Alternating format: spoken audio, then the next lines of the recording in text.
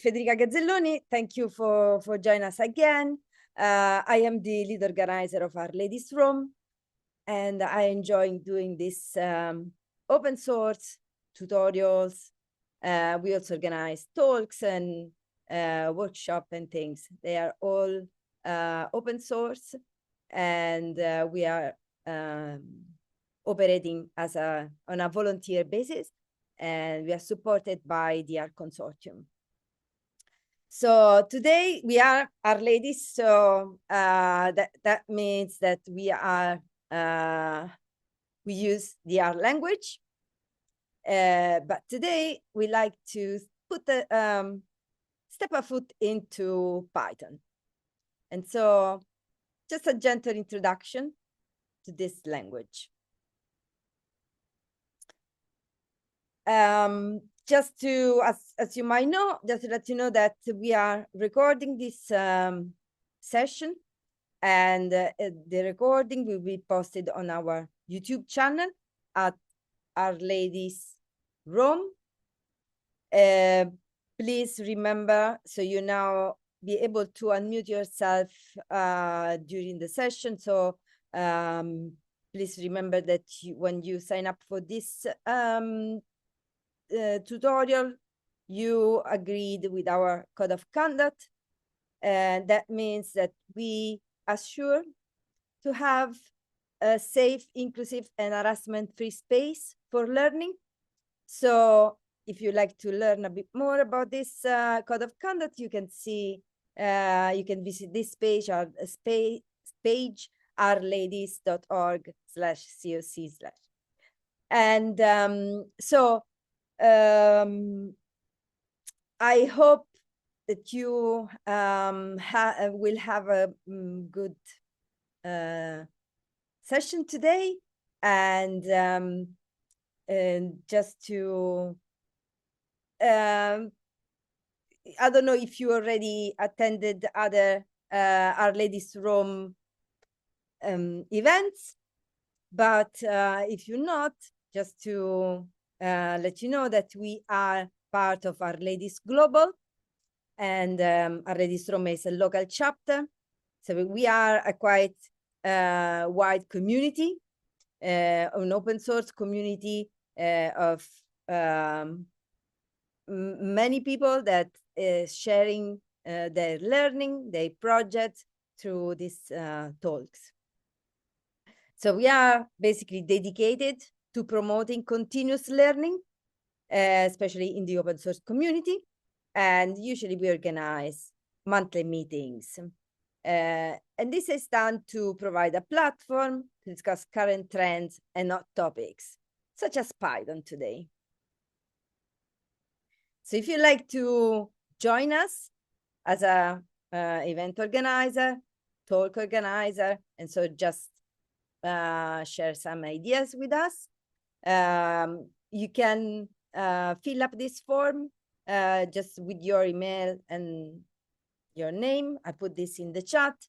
We will be very happy to hear from you, and so we will get in touch, and we can work together a bit. Right. Okay. So this is a very, very short introduction today. And so we get straight into what we are going to do today. Our learning objectives are transition from R to Python, not forever, just for, to understand a bit more about this other language. Learn how to perform basic tasks in Python, and get into an hands-on session with essential Python libraries. Okay, I have a little, very short, 3 questions on Slido, and I'll pause this session and launch the app for you to answer these very simple questions Yeah, you should now be able to see the pooling on your screen, and you can just like click on it and answer. Just my first question is, on a scale 1 to 5, how confident are you with programming languages?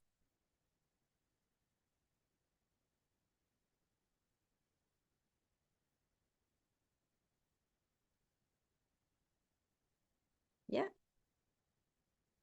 Thank you.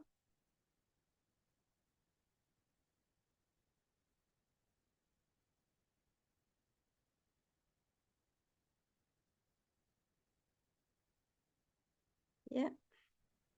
You should be able to see. And so we have like 38% 3 to 4. And that means like middle level of confidence with programming languages. Let's jump into second question.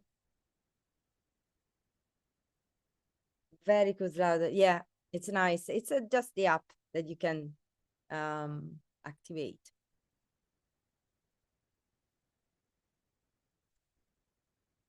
Okay.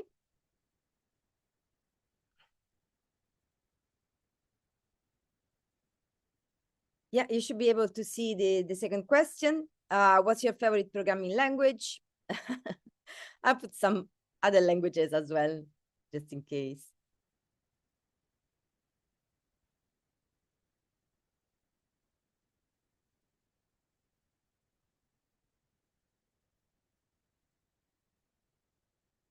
Okay, so R is the top one, Python, and some other. Yeah. Okay, so we see that. So we are our users. That's for sure. Well, I think I'm going to step into the other third question, which is finally, how familiar are you with Python, if you are, in case.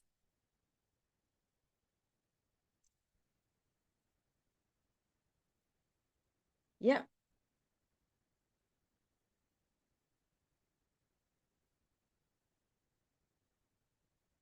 So like 40% of respondents is like having some basic knowledge. And the other 30% completely green.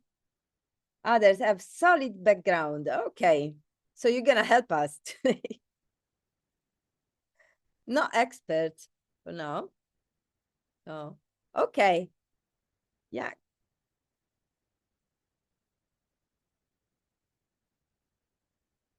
Okay, so I close this pool and thank you very much for this. So as we see, we had an idea for what is the audience of today, and I go back to my presentation and just to have an idea how to proceed, because it's not always that easy when you don't know and you have a variety of audience that might have different background, and it's our courses are somehow built up on general audience, so you might have lots of experience on that topic or nothing at all, and this is exciting in some senses. So we hope to help everyone any user level, and so let's talk about Python. Okay, I love R. I'm an R enthusiast. because just to share a bit about me and how I step into doing this courses and using R so frequently. I am a statistician, okay, and I also have actuarial science as a specialization. And I've started like a bit with Python, Excel, of course, then Python. But to be honest, I found a bit of difficulties in getting to the, I don't know, the language. I don't know why. Because then mainly because R is more focused on statistics and popular within researchers and things, especially within the health science. So I've started using R, and with this nice community of learners and experts and things, so, you know, it became like quite natural to learn this language. And then that was good. That was good because so R is come from the S language, and there are some other interactions with other languages such as C, C++, SQL, and so on. So when you have a language that's within your background as a skill, you might be able to learn another language quite easily in a way that is going to be easier than starting from a completely green background. And so what are the quick takes of Python? Okay, these are the very interesting language. Python is a object-oriented language. Okay, just to differentiate it with R, which is a functional language. So everything in Python is an object. It is as being heard, it is a language that lets you work quickly and integrate systems more effectively. So if you have a look around, it might be quite easy that you stump into something that is made with Python as a programming language, especially now with this LLM, large language models. It's Python, the basic of the foundation, as well as other languages. And then we will understand why this thing happened. There is a little difference between Python and R that puts Python to be like a bit more user-friendly to be used within these LLM models. First appearance of Python, this is quite young language, so it's 1991. And fun fact, it integrates C and C++ and Fortran code. In fact, it is said to be a glue language. Okay, there is a part of the standard Python library, which is just code that is glued from other languages. Okay, so it's good for us because, you know, if you have a certain background, it's good. You can easily grasp this language. It is defined as an interpreted programming language. And so it interprets your commands and translate with other tools. It also provides the global interpreter lock, so the GIL, which means that you cannot, so it makes sure, Python makes sure that you run a line by line. So a command one at a time. So then okay, with extra libraries, you might do differently, but it makes sure with this global interpreter lock that you cannot like skip a line. Okay, so this is what is a little overview, and at the end of the presentation that I will share with you all the materials and everything at the end, you will find that you might already know that there is quite few books, okay, for you to continue this learning. And I've taken this information from this interesting book, and I'll provide everything at the end. Okay, R versus Python. It is not a fight. It is just for us as a statistician, you know, we have a certain background and things. We like to focus on things and be able to understand the differences between things, just to memorize and have things a bit more clear. So R, it's, as I said, it's used as statistical analysis. Python is more general. So you can do both. Okay, even with R, but you know, as I said, we will see what we are talking about. The learning curve is quite, you know, intuitive, and on the other side, accessible and user-friendly. There are quite few important like differentiation within libraries. One for visualization in R, use ggplot2, for example. In Python, use Matplotlib.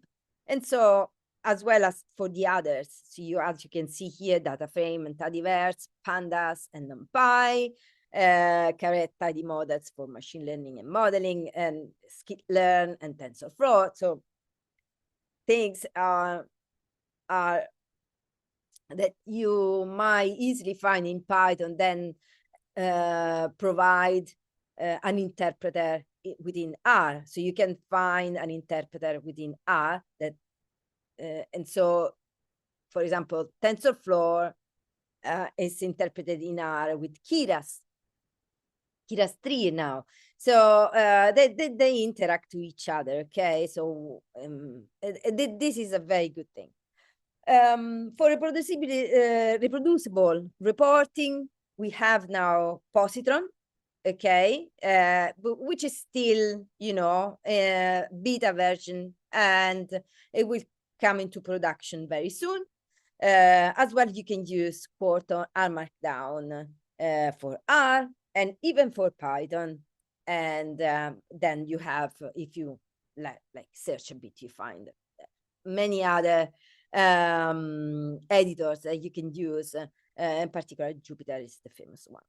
Okay, so R is strong in academia and research, but it's not said that it's not the same for Python. Okay, more a production language, sounded more like that. So what are the Python libraries that we should, you know, like memorize a bit and know about them? NumPy, Pandas, Matplotlib, SciPy, skitlearn, stats model.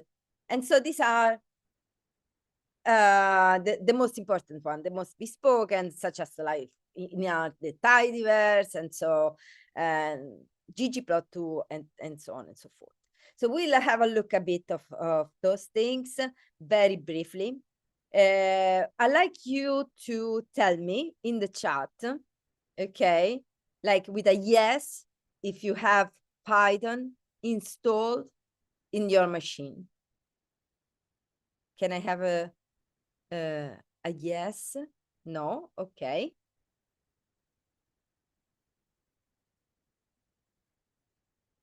Okay. I see that a couple of no, which is enough to me to, you know, help you out with this. And it's going to be fast, and so you can even do it with me. To install Python, you need to go to python.org and downloads. I put this in the chat. And if you head towards this page, you find something like that. And this is the python.org downloads.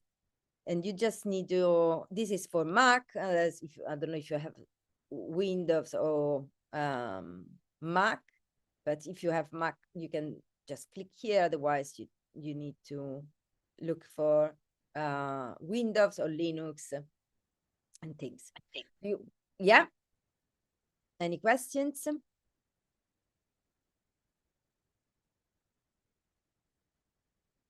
Okay, so when you click here,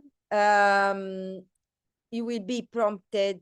You cannot see because now this is another things, but you will be prompted with downloading Python immediately. Okay, you have Python in your machine. I don't know if you can see it. You cannot see in my machine, but then you will have a package .pkg file that you can open in your machine, and it will guide you installing Python. Okay, so let me see the chat. Okay, I see that there are a couple of no, I don't know if there's any others, or if while I'm talking, you manage downloading the language. So I've sent an email with the get started for today, and asks you to download VS Code. I don't know if you have that, and if you are confident with that, because it's somehow can be like challenging in some senses. So if you want to use positron, for example, which is like something in the middle, we had a workshop very recently with the data science learning community. At the end of the talk, within the material, I'll put the link of that workshop recording. So if you want to get started with positron, so then you can use R and Python in an environment such as the same as VS Code, but very clean, with nothing else that can, you know, if you are not a programmer, that can like confuse you in some senses. Okay, so as we are our users, okay, what we are going to do is using RStudio. This might be a good compromise. Okay, RStudio, if we create a Word document, okay, we can use both languages and just have a quick look at what is happening. But before that, imagine that you have now installed Python in your machine and you have Python ready. How can you like make sure that everything is working, and what's inside this language, this package that comes to okay, with this installation? Basically, if you open your terminal, and what I will do is jump into R. Okay, so I have a terminal in R, so you can see that here I have a terminal. Okay, let's clean that up. Okay, so if I type Python, this is a terminal. That means it's the same terminal that you can open in your machine, and type Python version. Okay, I can see what is my Python version. Can I have, can I see if you had this output as well or not? If you need any help, can you put please in the chat if you have difficulties, or you can just go and use Python straight away because they are good to go. Okay, while I wait for you to answer in the chat in case you need any help, we can see that we don't need to do anything else in our studio.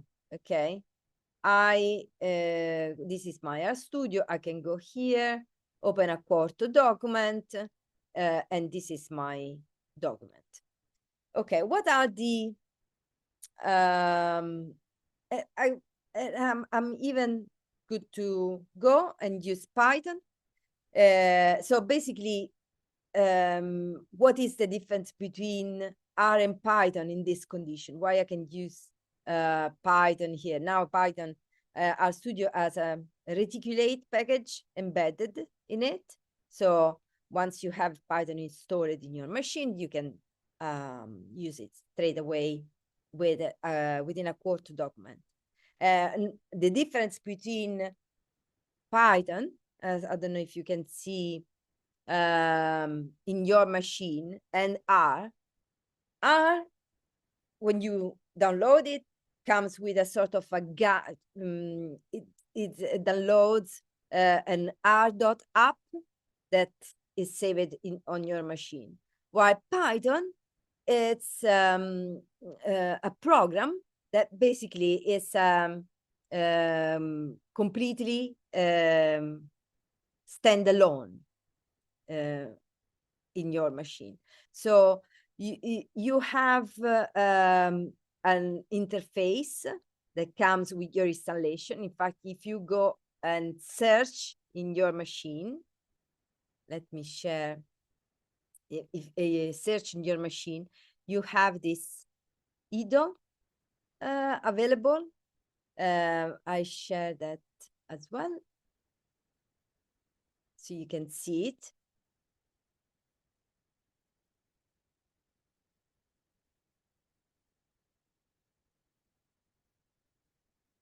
You should be able to see it now. Okay, so this is the idle shell that comes with Python, with your Python installation.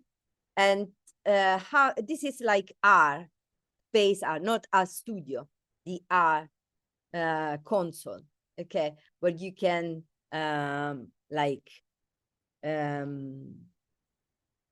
code and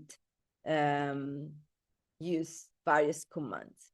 Okay, Control Enter, and I can use this as well. Okay, so fun fact that I like to go into it. If you want to exit, we are not going to use this idle, which is just as the same base R, the R, because we like to use Quarto and visualize the things. To exit these things, you just do exit, and you can kill it and go out of it. And so let's go back to RStudio. Fun fact is that there are some interesting syntax differences between R and Python. Okay. As you might know, there is this print function, which is if you just let me go back in here and show you. If you go to YouTube and just type Python, you have like tons of tutorials in 10 seconds, in 20 minutes, in 2 hours, in 15 days. So, and all of them, let me go back. All of them emphasize the use of this print function. Okay, let's click this green icon here and toggle into Python. So now I can use Python. As you can see, I have Copilot, so I can just tab and accept the suggestion. this print function, it's a function that basically allows you to visualize the output of your command, your information, your strings or anything that you put in it. Okay, so if I run this bit of code, as you can see in the terminal, nothing changed. I'm still in the same thing. Just have this R reticulate bit specified. I can use Python, but you know, I'm not obliged. And so as you can see, I use the print function to print hello world. But what's happened if I don't use it? Okay, I don't want to use this print function. I cannot use this print function in some senses. Okay, so the same things happen within R. Okay, I can use the print function for printing a string, or I can even not use it. Okay, so in general, what is this fun fact things difference within the two?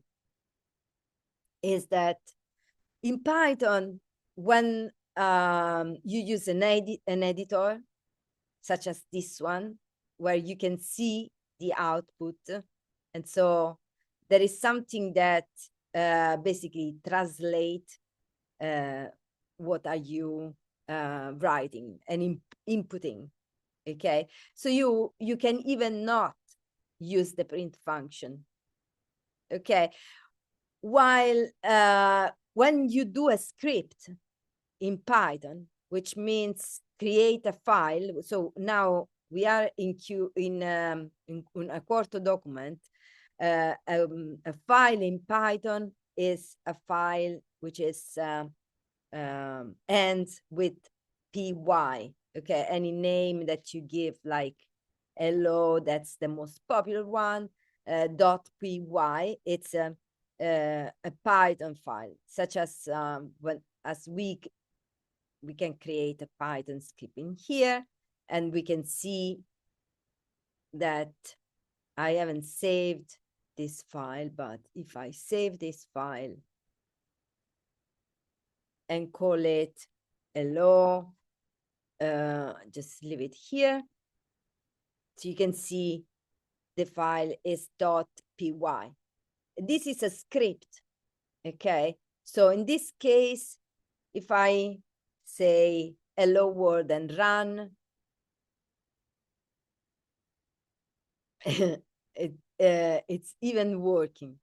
Okay, the same as is for another script. Okay, I can run these things. But what's happened when you like source, okay, the file? For example, let's save this these things like hello R. Okay, if I source the file with the source function, okay, I'm not going to see the output unless I use the print function. Okay, so there are quite few differences, and this is a very you know not frequently mentioned one. This print function on the other side, it's very useful because as I you know, I interpreted, it's like paste in R. So when you use this print function, you can even use like conditions such as operators ×3. And so as you can see, the strings is repeated 3 times. And as well as you can do other things such as adding other I don't know, other strings to it.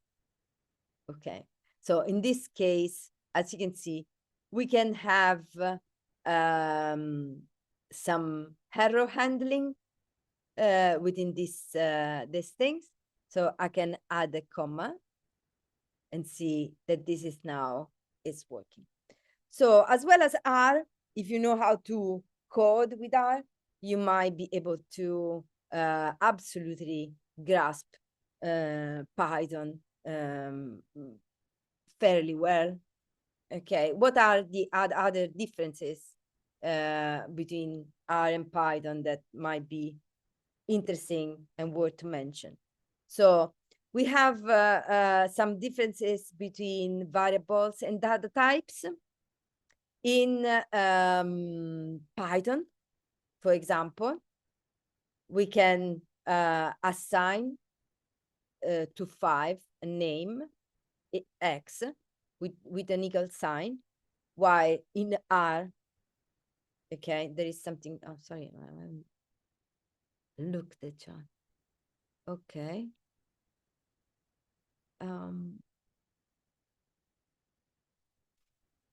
So I'm just stop for a second. So you have a minute to think about what I've just said. I don't have any problem in RStudio in the terminal appear the version of Python. How do you start Python in the terminal using reticulate? I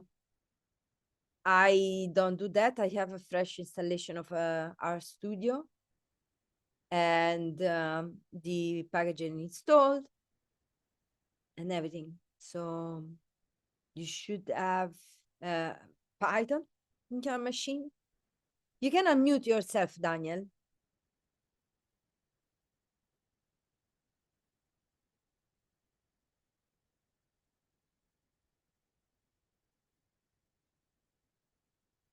Okay. Okay, that's okay. So let's go forward. With R, yeah, sorry, I'm good, thank you. Okay, great. So in R, you can do, you usually use this operator to assign, in this case, to 5 a name, okay, an object. But you can absolutely do the same as using equal sign. Okay, so and this is for few other things. It's worth to mention that within Python, for example, let's do an example with some indexes. One important that is very worth to mention. Okay, so let me copy that is very worth to mention. For example, this one here, okay, it's defined, it's a special object. We don't have this object in R, okay, and this object is a tuple. A tuple, okay, it's a collection of objects that cannot be modified, okay, and we don't have these things in R. In R, we have lists, as well as in Python, we have lists and things, but we don't have tuples in R, okay? In R, we have things that are, you can create a concatenate with this C function, for example. Okay, I'm not mentioning that much. If you want to have a bit more information about this function, you can do that. But, and this creates a vector, okay, concatenates elements and create a vector. In Python, but then this can be modified, okay? For example, okay, this my list R, okay, I can like change these things, eliminate an element or add other elements. Okay, just to give you an example. While in Python, tuples cannot be modified. So you cannot do anything to add elements or take out elements of it. And this is quite interesting. And so even if we look at the output, it looks differently. Okay, I don't need that. As you can see, it is different. Or if I, instead of doing this, I can do like list in base R, and I can see this. But even the lists can be modified in R.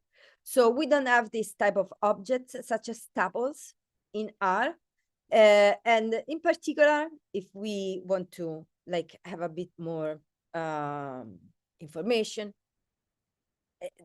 a tuple is a collection of ordered elements that are similar to lists, but are, as I said, immutable.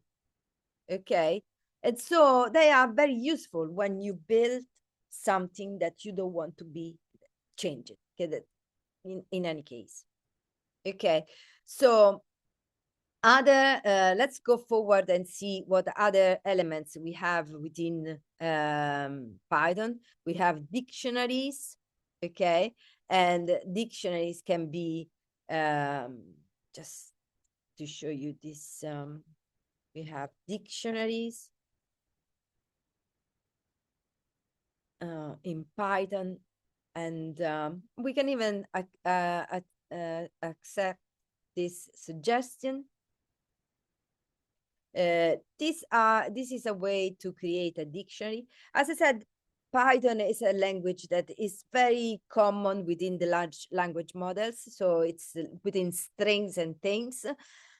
It's usually used, for example, it's very, even within the health sciences, in when you need to like build up patients details, informations and things, you can create like a dictionary of each patient and add information quite easily within Python language. Instead of R, it's a bit more articulate within strings, while it's more like, it's even easier with numbers.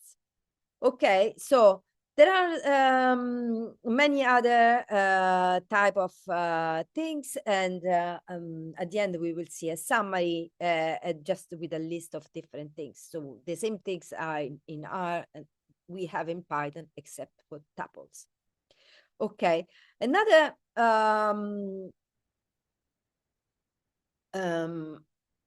things that I like to mention is the way to access elements. Okay.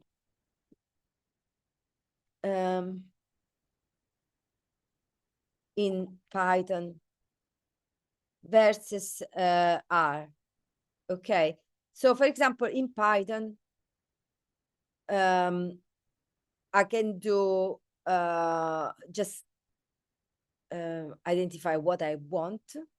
In this case, like name.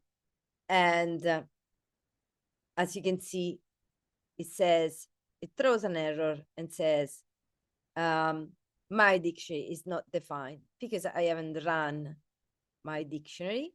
Now I have my dictionary. I can even see the output, and it's exactly the same.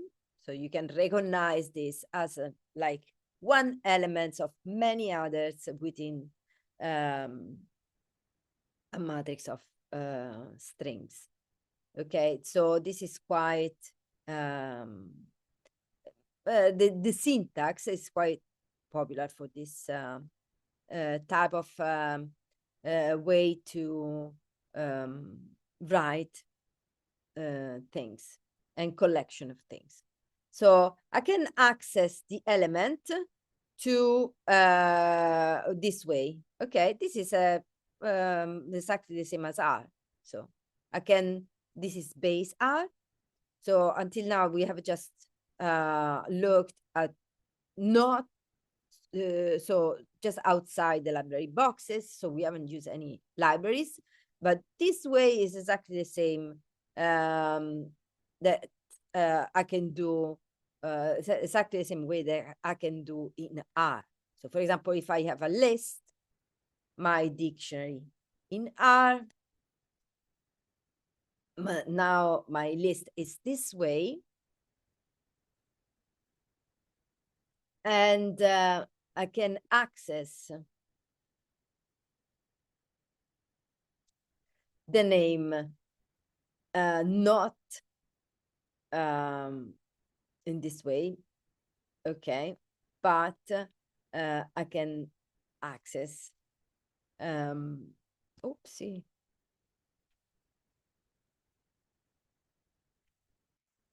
Okay, so I can access the name as just as the same as I did in Python.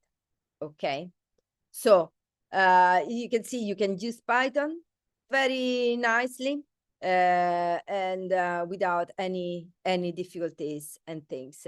So there are some extra things that I'd like you to have a look at. So I'm sharing. This is just, you know, very briefly to have you understanding what is happening in here.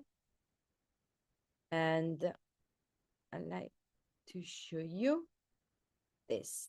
Okay, so I mentioned briefly about indexes. Okay, when I have a string of elements, these elements in R starts with 1. So when you can, I'm assuming that you are R-code expert, or at least you know you use R. And when you can access an element of a list of a vector by indexing, and the various elements are indexed by starting from 1 to whatever is the total number of elements within this object. In Python, everything starts from 0. So you have a 0 and then a 1. So the first element is 0. And this is something to consider when you make a selection of elements within a collection and you want to extrapolate an element with just using a number. You need to consider that it starts with a 0. Okay, so there are other, as I said, about data structures. We had list, tuple, dictionary, and set, while in R we have a vector, lists, matrix, data frames, and things. Another interesting difference is about functions. Okay, so in R, let's go back here. Let's talk very briefly about functions. For example, in Python, let's start with R. Okay. If I do function, this is the structure of my function. While in Python, I have this other way to do the things. So def, and then this is the name of the function that I want to use. And this is a function that is already in place in this example. Okay, so let's run that.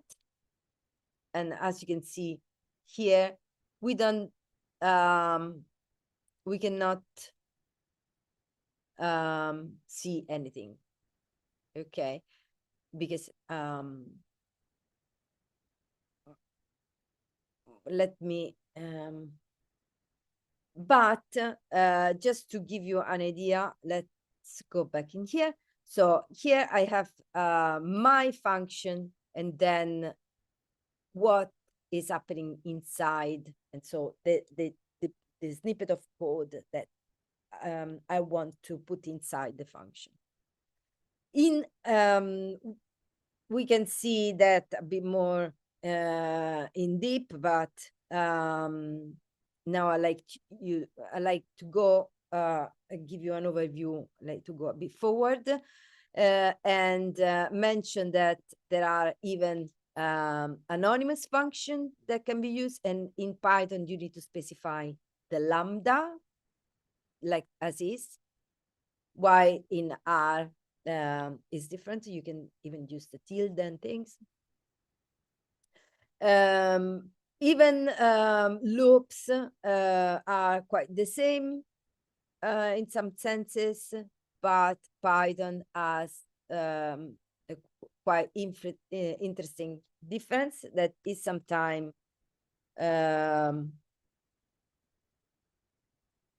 tricky, okay, as a form of indentation that you need to respect. There are 4 spaces for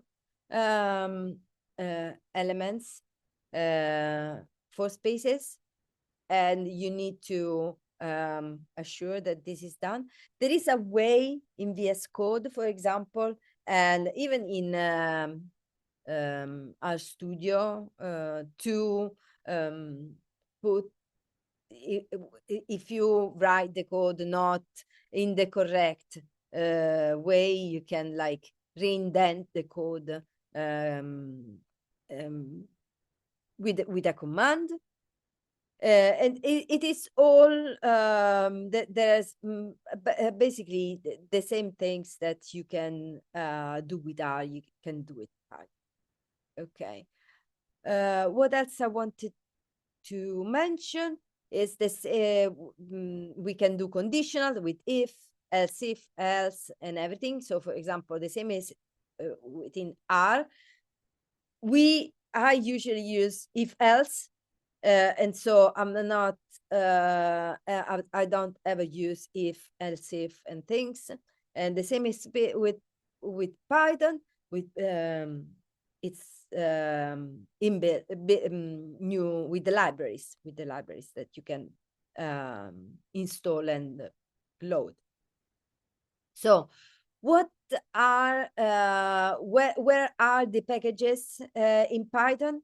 In R, we know that are in general, so in cron and other things that can be installed with installed packages. In Python, you use the pip function. Okay, the program okay, so you can use this with this way to use the install packages in Python.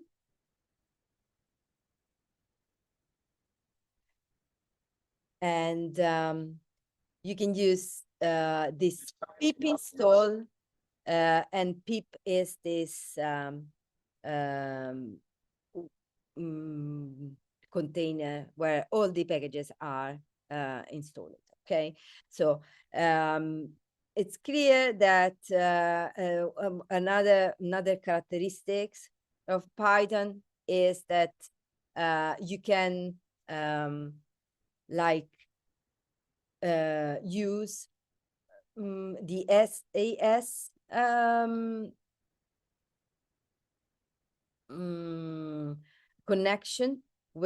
connector with like a nickname of the package. So when the package is quite, you know, as a name is complicated, you can use as and a nickname of the package. Okay, so let's have a look at what's happened in with missing values. You have you can identify missing value with known, with NP, okay, and this is from a package. Okay, so we haven't talked about that, and this is another interesting part of Python. So In Python, basically, when you have installed a package, for example, you install NumPy as NP, okay, you do like install NumPy as NP. This in pip install, you need to do it in bash, not in R. Okay, so this one here, you go on terminal and install the package. Okay, and then you can import. Okay, I already installed the package. Okay, and then you can import. Sorry about that because I made confusion. You can import the package with a specific nickname if you don't want to repeat the name of the package. So then you can import the package as NP, for example, and this is the same things that if you do in R, I can use a command, install packages, and then you install the package. In R, this is just the same as the library. Okay, once you have installed and loaded, okay, then you can use the function from the package. And I don't know if you obviously know that in R, what we do sometimes is just use dplyr, just to mention. And these double colons and then select. Okay, in Python, what we do is adding a dot to specify that the function that we are going to use is from this package. Okay, so this how can I say, the characteristic, something that is very interesting in within Python is that this way to do the things is done even within function once you have already imported the function from the package. And let's have a look at another example.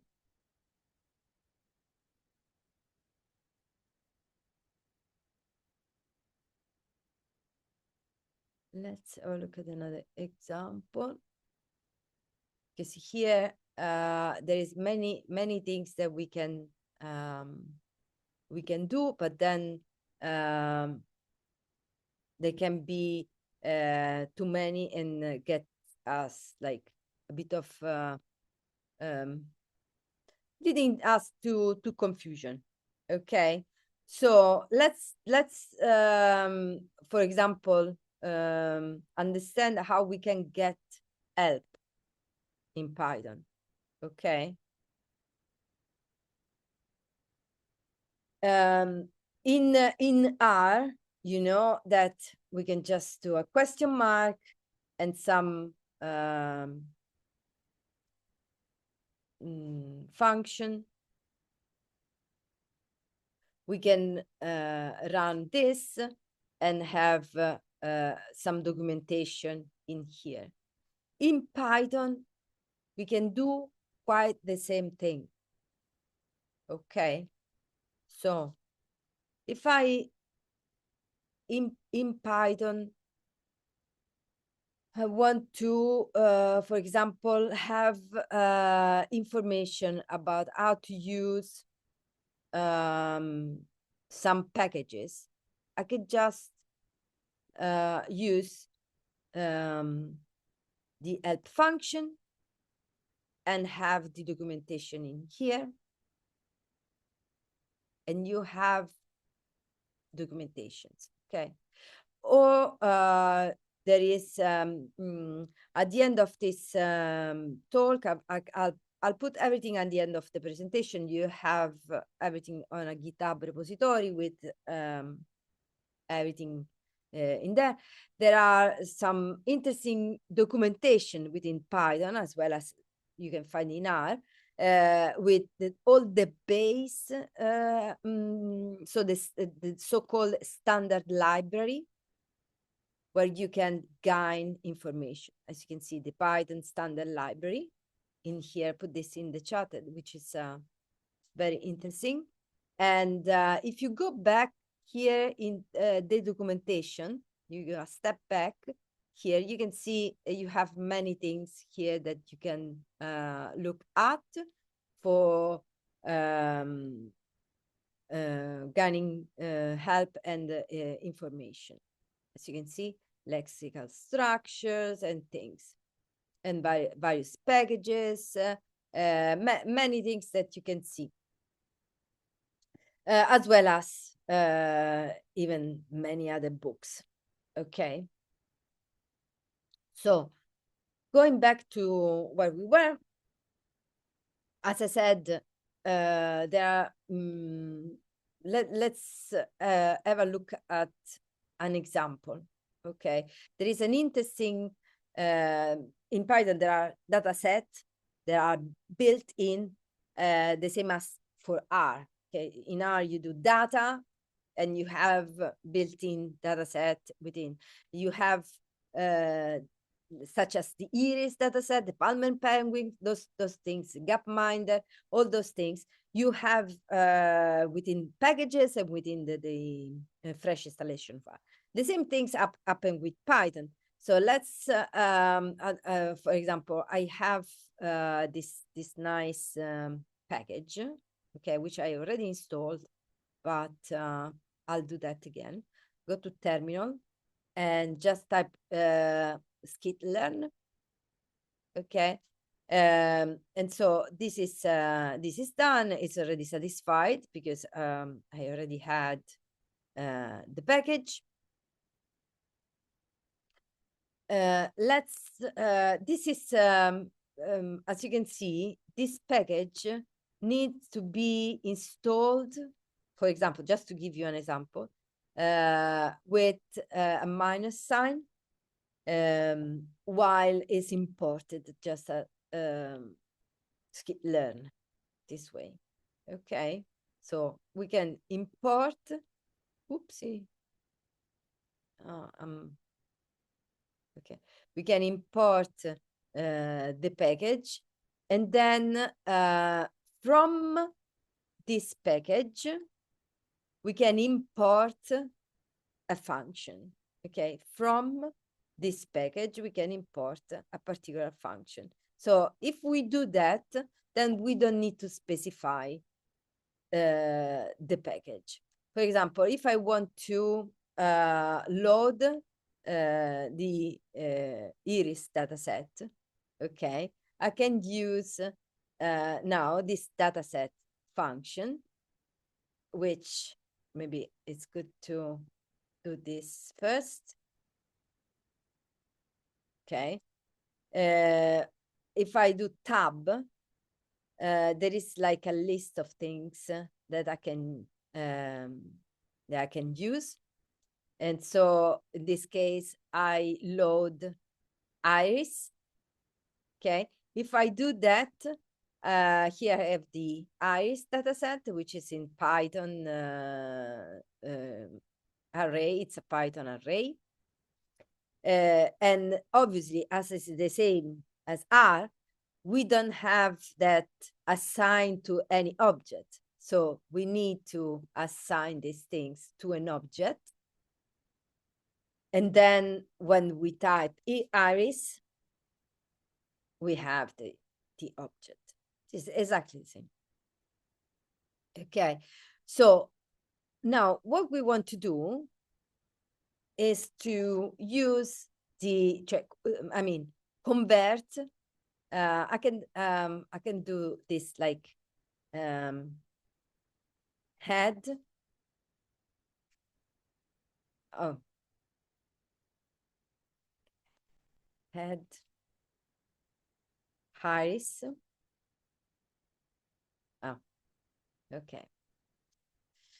Okay, we go back to that. So I have this, we cannot do that, okay, because it is not data frame. So this is an array. And so what can I do to convert this to be a data frame?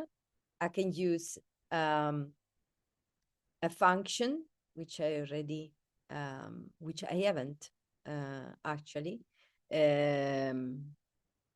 imported yet as a package, because we need the Panda package. And as that's the same as for R, there is a list of packages, and as I mentioned, you have the documentation then at the end of this talk, and but you have many books and things that mention what's inside these packages, basically. Okay, so in addition to sklearn, we need to import, I put this on top of that, Panda. I already installed Panda, so I'd like you to know if you, at what point are you, if you are following me. Can you, have you tried installing a package? Can you put a yes or not in the chat? Do you have a package, Python package installed in your machine aside of the standard Python library?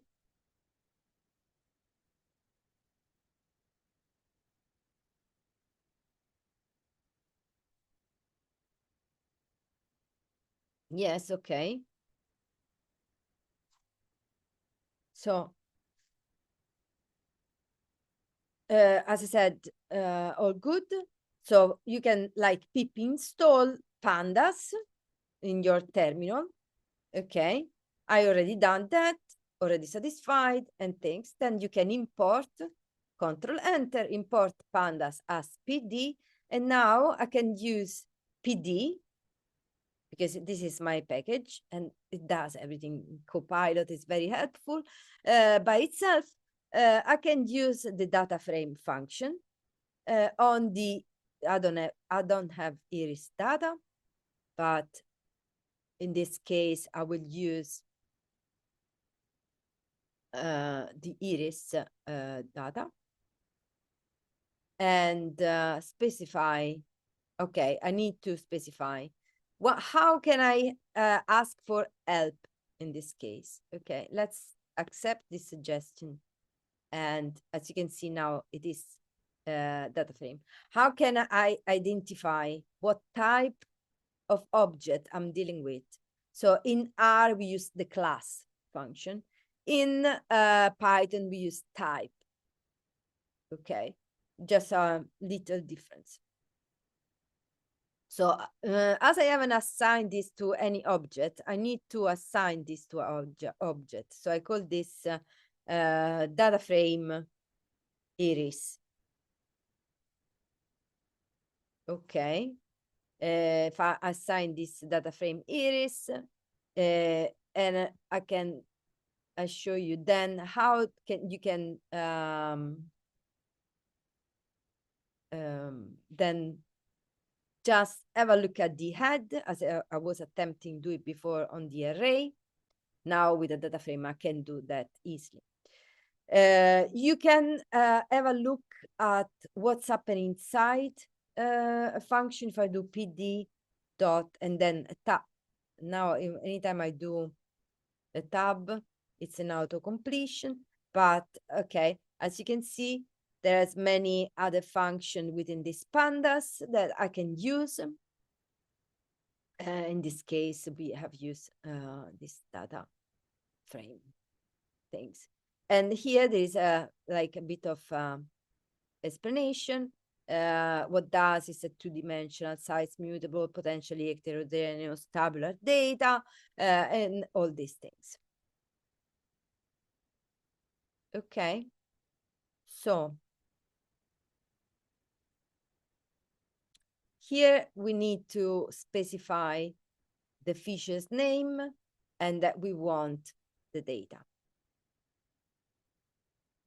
as well as before, as we did it in here, where is it? Help print. We can ask for help for other functions, okay? As well as for R, if we want to read the CSV, we can use function that reads CSV. But in this case, for example, I just put this for your reference. If you want, we can save these things to a CSV and then read a CSV with the read CSV data, but we specify it that is from the package. We can even do import. Okay, so we can import the specific function, so we don't need to use where it's from. Okay, so now I want you to see this, and then I think it's nearly a bit of time. It's clear that I cannot do that much, but you'll have a bit of documentation afterwards. Okay, so there are interesting packages, most interesting packages that are the most bespoke ones, and they have their companion in R, such as Seaborn Skiller dataset, stats model dataset, which are the same as for these other things. So we have seen how to load dataset. In R, we use the data function, and there are other datasets. Okay. To conclude a bit, I like you, yeah, there is something in the chat. Yeah, can you use this new data frame with R in that session? I can use the data frame in R if this is I can load the iris dataset in R.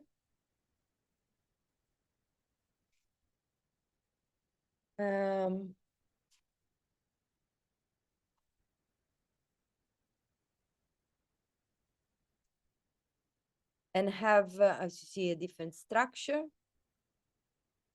If you want to do that, you need to save it as a file and then read it into R. You can unmute yourself, any of you, if you like to ask me question, if there's any other questions or things. Then,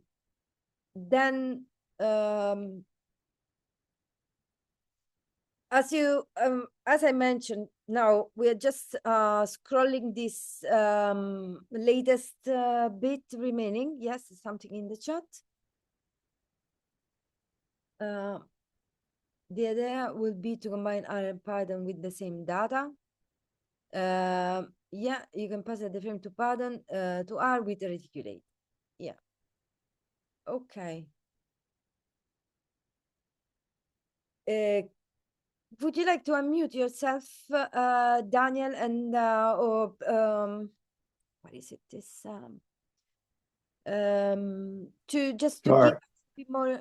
Somebody asked, like, oh, can we pass it in the same session? And I think you just need to look at the CRAN documentation of reticulate. You can move a Python value or a Python data frame to R with some R dot or Py dot something. So I recommend read the reticulate package documentation. Okay. Yeah. Thank you very much. Thank you very much. So,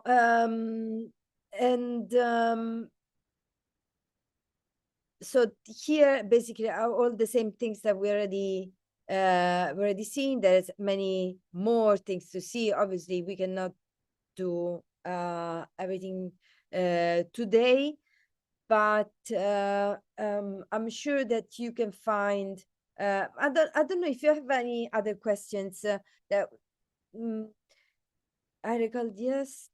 If you have any other question for you to be able to finally connect within the two languages and be able to get started after this session, I'll leave you with full materials and pointing to most, what I found interesting resources that there's many on the web and everything. You can even get lost with the many courses available.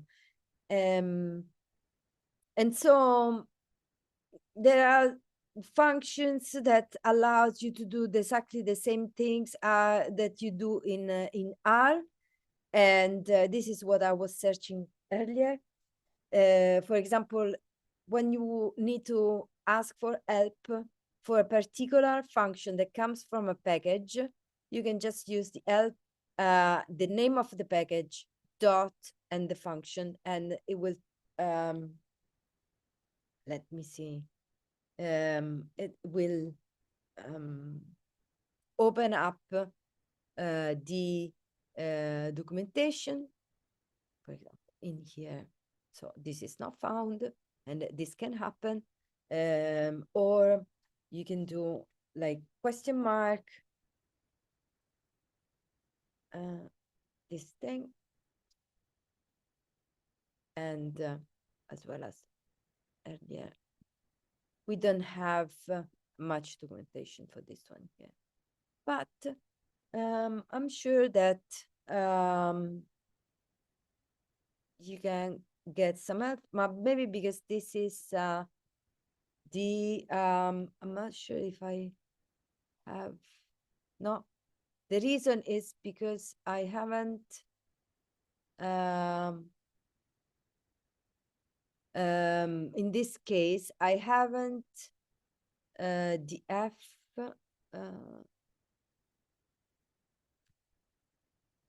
I haven't loaded. So basically, this refers to this data. Let's show you this thing. So I already imported Pandas PD. I create a dictionary. We already saw this with just one row, one element, and with Panda create a data frame of this dictionary, and I have a data frame. So what's happened now is that if I go, oopsie, I don't want to do that, but I want to do this. Now, if I run the help thing, function, okay, I have some documentation in here that allows me to understand what's happening inside. For example, okay, this is related to group by function, as well as the group by function that you can find in the tidyverse meta package. And yeah, so you have a bit of documentation. Obviously in R, which is quite, this is RStudio, but in R you can find nice documentation for that things. Just to briefly scroll down the remaining parts, what's happening? Yeah, hope that helped. And it's gonna be, such a kickstart to get started with Python, which is, I found it very, very nice and interesting language. I was like a bit scared because now I've learned R many years and things, I felt strong and things. And now, you know, it's such as when you go back to black and you don't know to do anything. But then I just realized that I know this language as well. And there are few things that obviously you need to practice to be able to memorize and use it fluently, just as the same that happened when you first learn R. But then I think it's you'll be a step forward, seeing that you already have a language within your knowledge, and just catching the differences to me, in my opinion, is very helpful for memorizing and you know, be able to use this language upon the other. Yeah. I don't know if there's any question. Please unmute yourself. Be happy to you know, help you out. I'll the end give you this material as well, with all the things and even the presentation in here, which is we already saw those things. Just to restate few of the things, you have tons of resources. I really like this book, Python for Data Analysis by Wes McKinney. The Carpentries has like 2-3 lessons where you can have a look at, and there is like list of codes and things with data sets, and you can like practice it. There is another interesting book, Python Data Science Handbook by Jen Vandrer. Plus Python for Everybody by Josh Severance, and Python Crash Course by Eric Mattis. There's many. So just if you go to on Coursera, there is one from IBM, which is very nice. There is one from Google, which is very nice. And as I said, you don't need to do all the whole course, because you don't need it. You can just like jump things, but and have a look at the documentation, which is you find it very useful. Here is this is a nice book that provides lots of information. So what I can do is put this in the chat, which is not, so you expect some changes within it. And so you have this, the code that we did it, and the presentation, which is this one here. And then you'll have the material with along with the recording and all the other things. So I really hope that this has been useful, and that has give you the kickstart to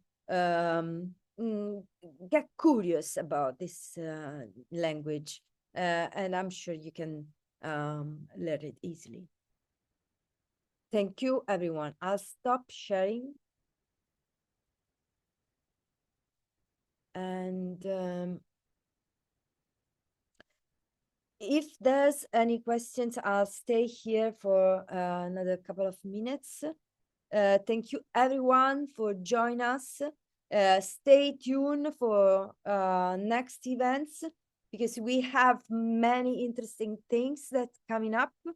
And also, please contact us if you have suggestions. If you like to hear someone, we can contact someone and ask for, to talk for us. So Rome at rladies.org. It's our email address. So please write us. If you want to suggest a talk, just a title, something that you want to learn, we provide those, you know, we have an hour and a half and things, but we can help you out. If you want it, it's all free. So we rely on our consortium sponsorships. Obviously, it's not enough, but we do that because we believe in continuous learning. And so please write us, contact us, provide suggestions. If you want to join us as an organizer, we are very happy. And also just the last things I want to mention, Rome has opened up a new Rome R users group. So we are going to meet in person, obviously in Rome, on May the 8th for a friendly meetup, just to chat a bit and get to know each other. You can find let's have a look at this. You can find the group on Meetup. So let me see if I can provide you with the link. And this is a very new one because we also believe that we are not only ladies. And so sometimes purple color can prevent someone to join us and improve learnings. So we now have the Rome R users group, and we will be happy to have you with us. Okay, so this is all for today. I don't know if you have any other questions. Otherwise, you can, as I said, write to us and ask anything. Thank you very much. Looking forward to see you next time.